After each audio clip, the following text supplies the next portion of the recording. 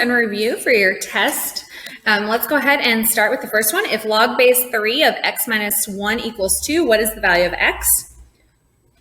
In order to solve this problem, you need to create an exponent form. So 3 squared equals x minus 1. 3 squared is 9. Adding 1 is 10. So our x value is 10.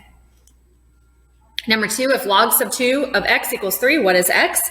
Again, 2 to the third equals x, and 2 to the third we should know is 8. 2 to the third is a very common one on the ACT, so we want to make sure that we know 2 to the third is 8. Number 3, find the value of x again, so x raised to the fourth equals 16. So you can fourth root this. And the fourth root of 16 is 2. If you don't know how to type a fourth root into your calculator, right here you can just go to math, and this is on the newer versions, and you can type 4 and 16 and get your answer, which is 2. Let me go ahead and real quick. Oh, I've got one. To do it on the older versions, you have to press the 4 first, then arrow down to option 5, and then type 16 to get to. So they're very similar, but you just want to be careful to make sure you're using the right type of calculator. So I want you to know the ins and outs of all types. How many positive integers satisfy this equation or inequality? So I'm going to divide by -7. When I divide by -7, the inequality is going to flip. So I'm looking for x integers that are greater than 5/7. Well, that is infinitely many positive integers. Any positive integer, there are infinitely many positive integers greater than 5/7. All right, which is equivalent to the 5x minus 15/2. In this problem, I can recognize that this is technically like over a 1. So if I'm pulling a GCF, I'm going to look kind of at the top. So when I look over at the top, I'm going to think, okay, I've got a 5 and a 15. So if I pull a 5 out, I'm left with x minus 3/2. So this problem has a GCF of 5, making D the correct answer. So I'm looking for a GCF. Which of the following values makes A the equation true? Anytime you're adding fractions, the denominators need to be the same. So I'm going to find the least common denominator, which is 2A. So in this problem, the first fraction is going to stay the same, but the second one, I need to multiply top and bottom by 2. So I'm going to get 2 over 2A equals 14. When I add fractions, the denominators will stay the same. Add the tops to get 3. And from here, I'm going to go ahead and cross multiply. 3 times 1 is 3. 2 times 14 is 28A. And when I divide both sides by 28, I get 3 over 28 as my A value, because these cancel, which is option A. So remember, when we're adding fractions, we want to find that least common denominator. Number 7. All right, number 7 says, which of the following equations will have the same solution as this one? So looking at this problem, I would focus on finding common denominators. So I'm so sorry, that one's, you can't even see it. I would focus on finding common denominators here to clear the fraction. So my common denominator would be 6. So I'm going to get 4xy minus 1. And then to get the bottom to be 6, I would have to multiply this fraction by 3. And then to get this denominator as 6, I would need to multiply by 2. Once I have my common denominator, I'm going to multiply to the other side. 6 times 6, all of these will cancel. 6 times 4 is 24xy. 6 times -1 is -6, and then I have 3x plus 2y, which is option E. So all I had to do here was find a common denominator, which was 6, and then clear the fraction. Which of the following is equivalent to 1 over A plus 1 over B? In this problem, again, we're adding fractions, so the least common denominator here would be AB. So in order to get AB, I would need to multiply the first one by B, and then I would multiply the second one by A. To combine, I'm going to keep my denominator the same. B plus A, I can write as B plus A. Now that's not an option, but I do know that A plus B is equal to the same thing, so I know that my final answer is E. Anytime you're adding fractions, look for common denominators. All right, number 9, what is the least common denominator between 8A and 6A? In this problem, I would just be looking for factors of these, so I can get 6, 12, 18, 24, 30. This is just multiples of 6. I'll do the same thing for 8, 16, 24, and I'm going to pause because I should notice that I have a 24 in both of these, making 24A the least common denominator. Yes, they both go into 48, but 6, 8, and 14 are too small. They both go into 24. That is the smallest number where 8 and 6 evenly go into. So D is your correct answer, 24A. Which of the following is a root? Now, roots are just where graphs cross the x-axis. Roots are basically like factors. So what I'm going to do is pull a GCF of x out, and I'm left with negative 5 plus x equals 0. So I'm going to set x equal to 0 and negative 5 plus x equal to 0, giving me an answer of 5. So 0 and 5. So which of the following is a root? The correct answer is E. Now, you could also graph this equation. So let me go over here to my graphing calculator. Readjust. There you go. So I'm going to go to y equals, I'm going to clear whatever's out, negative 5x plus x squared. I'm going to graph it.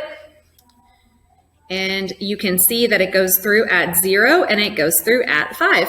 So roots are 5. So you can graph if you want to. You could also factor. It's up to you.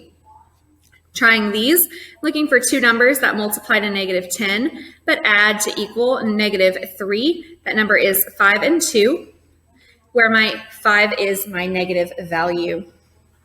So I'm going to pull this together. X minus 5, x plus 2 equals 0. X minus 5 equals 0 means x is 5 and x is negative 2, which is E.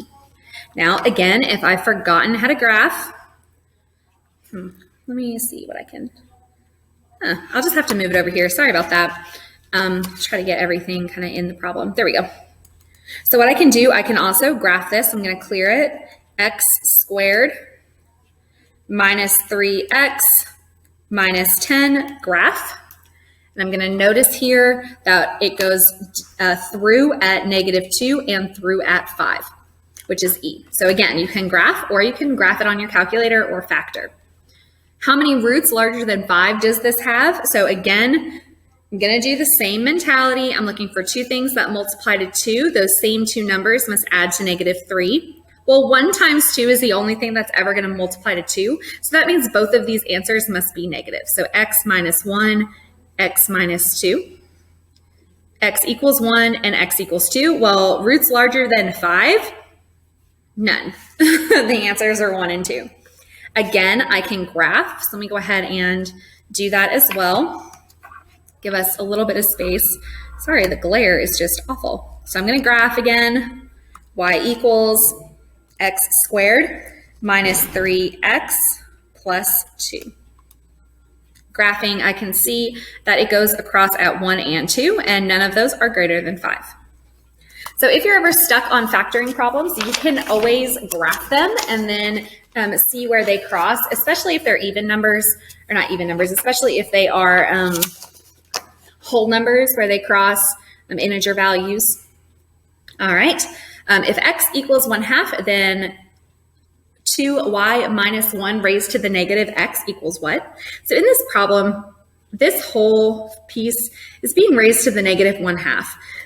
By exponent rules, if I have a negative exponent, remember this is technically over 1. So in order to make this positive, I need to bring this down. Well, anything to the 1/2 power, remember 1/2 is a square root. So this is technically the square root of 2y minus 1 in the denominator, which is option E. So to do this problem, remember we want to look for a few key words. Negative here means I need to move to the other piece of the fraction. Then the 1/2 is a square root value, so we write that as a square root. But you can't do anything until the exponent is positive. 14, for all non-zero values of x and y, a equals x over y and b equals 2a minus a squared. Which of the following defines b in terms of x and y? So this means we are solving for b. So I'm going to take a and just plug it in. So b equals 2 times x over y minus x over y quantity squared. So when I multiply the 2 is going to be in the numerator. The squared is going to go to the top and to the bottom. Now, in order to subtract, I need to find a common denominator. Well, y squared is definitely my common denominator. In order to get that, I need to multiply the top and bottom by y. So I get 2xy minus, and then x squared. Writing that as a combined version, we get 2xy minus x squared, which is option D. Anytime you're adding and subtracting fractions, you need to make sure that you're paying attention to the denominators and you're finding common denominators. All right, let's continue. Number 15 is a basic substitution. If mn equals 4, then what is 6 times m squared n squared minus 1? Right here, the way that mn comes into play is I can rewrite m squared n squared as mn quantity squared, which means I can substitute my 4 right here. And this becomes 4 squared minus 1. To continue the problem, I get 6, 16 minus 1. 6 times 15 is 90. So all I'm doing here is I'm actually solving this exponent rule. I'm pulling the 2 out because that's just the rule of exponents. We know that m squared, so I'll come over here to kind of talk about it. mn quantity squared, I can distribute the squared in. So this does in fact become the same answer. So just recognizing the exponent rules is going to make this a little bit easier. Number 16, k equals -1. So basically we're just going to simplify. So I'm going to get x plus y over -1 quantity squared. Okay. So then I'm going to move the negative up top. This becomes -x minus y quantity squared. These are both the same. Now I cannot distribute my squared. If you distribute your squared, you would choose option B, which is incorrect.